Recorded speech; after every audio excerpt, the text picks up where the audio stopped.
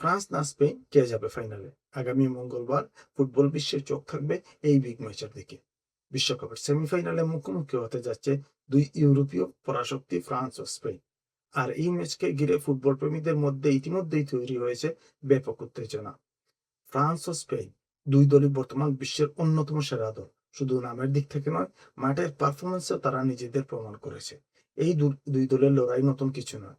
Nations league এবং ইউরোর মঞ্চেও তাদের দেখা হয়েছে। আর প্রতিবার এই ম্যাচগুলো ছিল অত্যন্ত কঠিন, প্রতিদ্বন্দ্বিতাপূর্ণ এবং উত্তেজনা ভরা। তাই সেমিফাইনালের মতো বড় মঞ্চে আবারও যখন তারা মুখোমুখি হচ্ছে, তখন একটি দুর্দান্ত ফুটবল ম্যাচ দেখার অপেক্ষায় আমরা সবাই। আমার মতে ফ্রান্স 10% এগিয়ে আছে। তবে এই পর্যায়ে এসে কে জিতবে সেটা আগে থেকে বলা খুবই কঠিন। কারণ দুই দলই তরুণ প্রতিভায় ভরপুর এবং তাদের মধ্যে রয়েছে ওয়ার্ল্ড ক্লাস প্লেয়ার। ফ্রান্সের আক্রমণ ভাগ যেকোনো দলের জন্য বড় হুমকি। এমবাপে, অলিসে, ওসমান ডেম্বেলেদের মতো খেলোয়াড় যেকোনো মুহূর্তে ম্যাচের চিত্র বদলে দিতে পারেন। তাদের গতি, ব্যক্তিগত দক্ষতা, গোল করার ক্ষমতা ফ্রান্সের সবচেয়ে বড় শক্তি।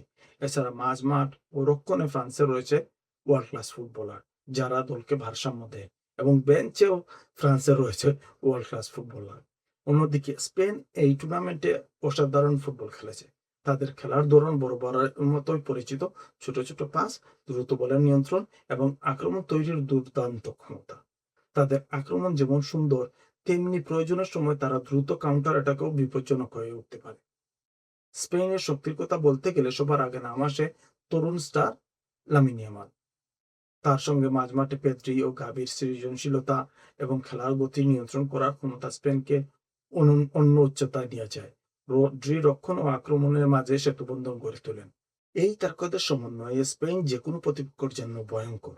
আর ফ্রান্সের বিপক্ষে সম্ভাব্য লড়াইটি হতে পারে টুর্নামেন্টের অন্যতম সেরা ম্যাচ। এই ম্যাচের সবচেয়ে বড় লড়াই হবে ফ্রান্সের শক্তিশালী আক্রমণ বনাম স্পেনের দারুণ পাসিং ফুটবল। ফ্রান্স চাইবে নিজেদের গতি ও শারীরিক শক্তি ব্যবহার করে স্পেনের রক্ষণ ভাঙতে।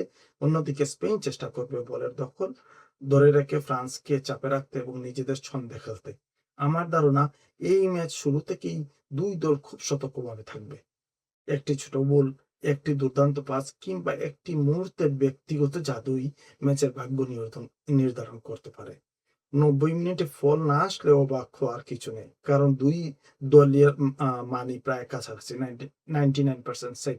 শেষ পর্যন্ত আমার মতে ফ্রান্স সামান্য এগিয়ে থাকলেও স্পেনকে হারানো কোনোভাবেই সহজ হবে না।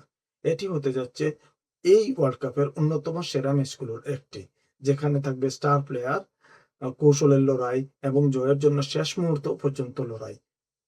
আর ফুটবল প্রেমীরা আপনারা প্রস্তুত থাকুন, কারণ মঙ্গলবারে আমরা দেখতে যাচ্ছি এই ওয়ার্ল্ড কাপের একটি স্পেশাল অবিস্মরণীয় ম্যাচ।